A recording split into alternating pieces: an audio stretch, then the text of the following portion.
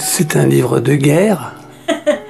Non, non, non, c'est tout de même comment la fiction peut aider à dépasser, ou en tous les cas à faire autre chose qu'à être immobilisé par ce que j'ai appelé le stade grotesque du capitalisme dans lequel, je pense, on est. C'est-à-dire tout de même quelque chose où, en gros, c'est comme ça et ça ne peut pas être autrement.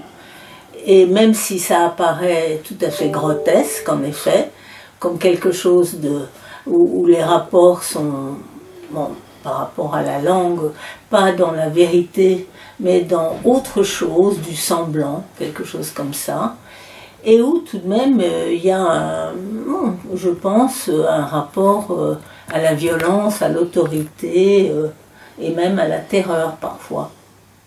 Et la fiction peut quelque chose? Il me semble que oui, parce que la fiction, c'est à la fois mon pari et, il me semble, j'espère, mon travail, peut ouvrir quelque chose là-dedans. Enfin, il y a bien sûr les auteurs que je cite, que ce soit des écrivains ou des cinéastes, dans ce livre-là, ouvrir quelque chose et présenter du possible. C'est-à-dire ne pas vraiment se laisser enfermer dans c'est comme ça et pas autrement, ça doit être comme ça, there is no alternative, ça date donc d'il y a un moment, puisque c'était Margaret Thatcher qui disait ça, il n'y a pas d'alternative. Bon, il me semble que la fiction peut ouvrir par des récits, des propos, des jeux avec la langue, de la poésie bien sûr, autre chose. En fait, un certain nombre de textes qui d'une façon ou d'une autre tournent autour de cette question. Il y en a qui sont récents, il y en a qui sont plus anciens et qui présentent des écrivains, comme j'ai dit, des cinéastes ou même un travail personnel, puisqu'il y a une première version de Miss Nobody Knows, qui est un de mes textes, mais qui montre qu'il y a du possible. Voilà. C'est-à-dire que ce n'est pas des armes de guerre, c'est plutôt, disons, des armes de pensée, de réflexion. Sur le livre, il y est écrit aussi « À quoi sert la littérature ?» Oui, c'est justement, c'est un peu la réponse. Il me semble que la littérature peut servir à ça. C'est-à-dire, si on pense à Kafka, si on pense à Büchner, Woyzeck, même une pièce fragmentaire, qui a une façon toujours singulière, bien sûr, je dirais tout de même de se battre, de se bagarrer contre un état mortifère des choses, qui saisit la société, sinon le monde. Dans l'état actuel des choses, on valorise vraiment la norme. Ça remonte pas, enfin je veux dire, c'est des choses récentes mais aussi bien plus anciennes. Il y a cette fameuse phrase du président Sarkozy sur le schizophrène dangereux, donc tout ce qui n'est pas, donc sur la folie, mais immédiatement pointant le danger, alors que la norme n'est pas considérée comme dangereuse. À mon avis, elle l'est évidemment tout à fait. Il me semble que la fiction, c'est tout ce qui ne relève pas, je dirais, d'une vision, je sais pas d'autres mots que naturaliste, aplatissante. J'ai écrit un livre qui s'appelle L'aplatissement de la Terre, de cette vision-là, c'est-à-dire quelque chose qui présente des contraires, des contradictions, qui valorise donc aussi le dialogue, même si c'est un dialogue avec soi-même, avec son propre cerveau, mais où il y a quelque chose qui est questionné. C'est-à-dire tout de même, c'est pour ça que c'est intéressant le dialogue, c'est-à-dire que si des gens ne sont pas d'accord, s'ils ne se font pas justement la guerre au sens physique, mais s'ils acceptent de dialoguer, on a toujours des points de vue différents.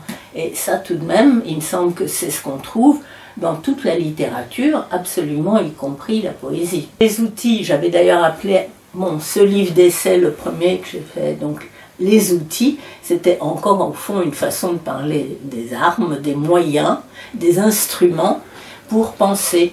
Bon, et là, ben, en fait, les outils, je crois que c'était en 2002 ou 2003, je ne me rappelle plus très bien, mais là, c'est donc en gros 20 ans après, les textes qui se sont un peu accumulés, qui ont été publiés, sauf disons la préface qui s'appelle Les armes de la fiction, mais qui ont déjà été publiés soit dans Mediapart, soit dans Libération, soit dans Le Monde, ou dans d'autres lieux.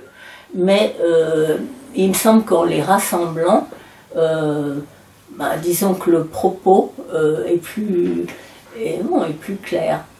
Il y a bien sûr beaucoup d'articles, pas tous, mais qui ont été publiés dans la revue de cinéma Trafic, fondée par Serge Danet, grand essayiste à mon avis, et sur des films ou sur mon rapport au cinéma, ou mon rapport, là encore, à la fiction filmée. Bon, voilà.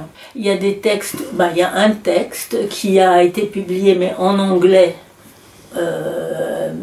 mais que j'ai écrit en français, qui, sur les premières années POL, très importante évidemment pour moi, enfin pas seulement que pour moi, puisque c'est quand même là où j'ai rencontré Paul et où j'ai commencé à publier. Bon, ça c'est vraiment... Mais il y avait, alors je cite beaucoup d'auteurs de cette période que Paul, d'ailleurs, Paul Oczakowski m'a fait découvrir. Donc, que ce soit Emmanuel Ocar, Liliane Giraudon, Jean-Jacques Vuitton, etc., donc qui ont continué chez POL. Et puis, il y a aussi un texte d'hommage à Maurice Blanchot, puisque ça, c'était publié dans les Cahiers de l'Erne, et on m'a demandé un texte sur Maurice Blanchot, avec qui j'avais une correspondance, mais ça, c'est vraiment... le texte que j'ai fait, c'est sur les textes politiques de Blanchot, et précisément aussi sur ceux de 68, enfin au moment 68. Il y a aussi un texte sur Claude Régis, qui tout de même a mis en scène Le Criminel. C'était une première mise en scène pour moi, et ça a permis que des jeunes metteurs en scène avec qui j'ai continué de travailler lisent mes livres et les adaptent, que ce soit Martial Di Fonsobo, Élige Vigier et Frédéric Lollier, Noël Casal. Bon, donc ça a été aussi très important. Et là, c'est sur finalement la façon dont moi je vois l'écriture scénique, on va dire, de Claude Régis. Qui y a d'une part, il y a des entretiens, un avec Stéphane Bicchialo à propos de Mathias et la Révolution, un avec Nathalie Bache à propos de Désordre, donc des livres, on va dire, récents. Bon, aussi avec le groupe qui s'appelle La Grappe, que j'ai rencontré à l'USAS, bon, qui revient un peu sur mon parcours.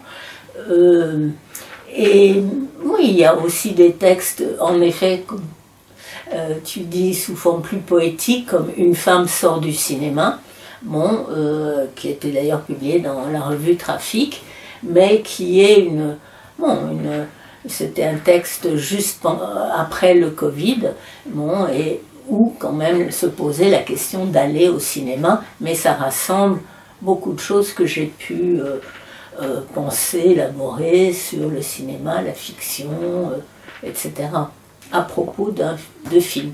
Est-ce que la littérature a de l'avenir? Eh bien, si elle n'a pas d'avenir, je dirais que nous n'avons pas d'avenir, nous étant vraiment les humains. Parce qu'il me semble vraiment, bon, c'est peut-être finalement ce que je défends dans le livre, on ne peut pas se contenter, disons, d'une vérité qui soit que de l'exactitude, c'est-à-dire 2 plus 2 égale 4, plus 1, ça fait 5. Bon, c'est d'ailleurs une citation du texte « Une femme sort du cinéma ». On a besoin d'une vérité qui tienne compte de la singularité, mais la singularité, ça concerne tous les niveaux d'une personne. Et ça, il me semble que quand on y arrive, c'est ce que fait la littérature. C'est-à-dire que quand on lit un auteur, ou une autrice bien sûr, il me semble qu'on a une vision complexe de la réalité, de la société, du monde. Bon, il me semble. Bon, c'est en tous les cas ce que moi je cherche dans la littérature, et il me semble aussi qu'elle est là pour ça. Enfin, pour continuer dans est-ce que la littérature a de l'avenir et à quoi sert la littérature, il me semble qu'elle sert la pensée au sens vraiment le plus large possible. Elle va contre les clichés, contre des choses qui semblent évidentes et qui sont finalement des façons autoritaires de penser. Elle va dans le sens d'essayer d'attraper la vie dans toutes ses dimensions. Bon, je vais dire ça, voilà.